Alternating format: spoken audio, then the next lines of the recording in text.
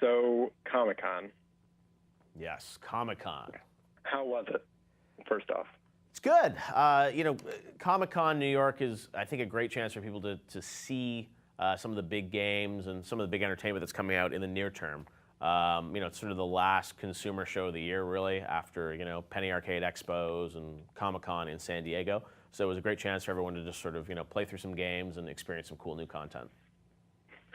So was there a favorite booth you got to see there? I mean, I think the favorite thing for me are the costumes, just to see some of the amazing outfits that people put together, and the creativity of a lot of the fans and the cosplay is what I think is really like the best part of that show is just the fandom and how people express it at Comic-Con. Okay, so I'm assuming you've played Halo 4. I have played Halo 4. You are correct. And is there anything extremely noticeable that you've seen change from Reach over to 4? Sure. Halo 4, you've probably seen it or may have played it, previously. I think that the most interesting thing about Halo 4 is that it comes from a new developer, so it's not from Bungie. And, Bungie had done Halos 1 through 3, ODST, then Reach, and kind of handed over the reins to a brand new studio. So this is not like, Gearbox made Halo 4. It's an entirely new studio, 343 Industries, made up of a bunch of great developers from around the industry, but it's the first time they've worked together. So I think there was naturally a lot of skepticism when they started making the game. But so far I've been really impressed with what I've played so far. I haven't played through the entire game yet, but everything that I've played looks phenomenal. I love what they're doing with the lighting, and the thing actually I'm most excited about is what they're doing with multiplayer. Especially with this Spartan Ops mode. Have you heard of that?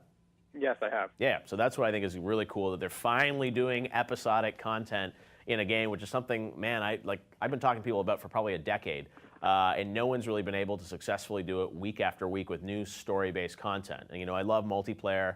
I love, experience points, and we'll talk about double XP and what that is in a second. But the idea that they've got episodic story content coming out every week as a bridge between sort of this game and the next game, I think it's just kind of exciting to see where it's going to go. And much like a TV series where I got to tune in every Sunday night to watch Breaking Bad or Game of Thrones, now I'm going to have to turn on my Xbox every week to play this new story content. Yeah, definitely. So you mentioned that Mountain Dew and Doritos will be doing the double XP. Yep. So do you think it is a good thing that food companies have started doing these things where they allow you to eat their product and go to the next level with their game, or is that something you'd frown upon? Well, I look at it from a macro level in that, for a long time, movies have always had all these promotional partners tied to their releases, and I think games haven't. And, one of the things that I've always believed in is that games need to become even more mainstream. I mean, guys like you and I play them, but still, the mass acceptance of how big gaming is not fully appreciated. And one conduit to sort of reach that level of sort of attention is by brand partnerships.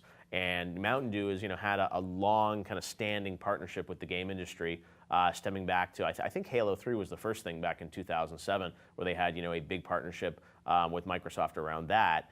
And what I love about this partnership and why I'm excited about it is that they're really adding value to the equation in that gamers actually get value out of this. So it's not just a logo slapped on a bottle. It really is a meaningful partnership where if you buy Mountain Dew or you buy Doritos, you actually get a code, which then you go to the website like DewXP or DoritosXP.com. You enter that code and link it to your gamer tag, and you actually get experience in the game, which is, has a limit to it, and it's not like you're invincible in the game. It gives you that little sort of first boost in the game, and it's cool. I mean, you unlock some new armor, you get to do some different things because you have that experience. So I think, when brands partner with gaming, it's great. I don't think it should be frowned upon. I mean, I don't think there's anything negative about it really, beyond the fact that it's helping, grow the business, expose these games and these brands to a wider audience.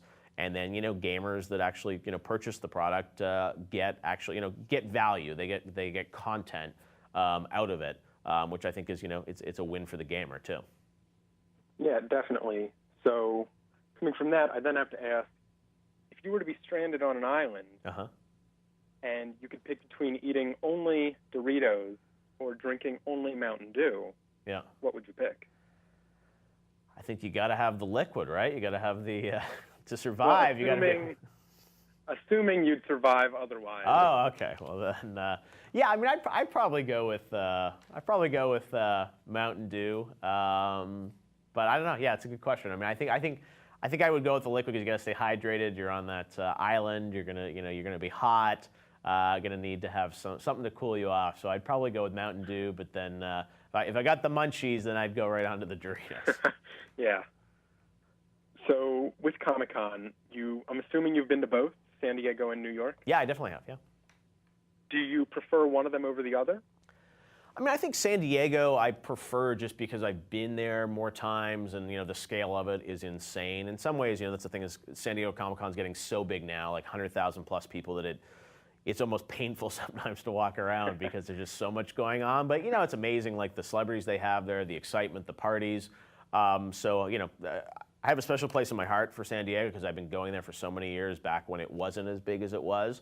But yeah, New York I think is, some people would argue it's at a better size because there's, easier to get around. There's easier to get access to things. But yeah, San Diego definitely is probably still my preferred con. Okay. I guess that's it. Okay, cool. Well, good chatting with you, Austin. Good questions. Yes, thank you for taking the time to do this. Totally, man. We will see you soon, I hope. Yeah. All right, thanks. Have a good day.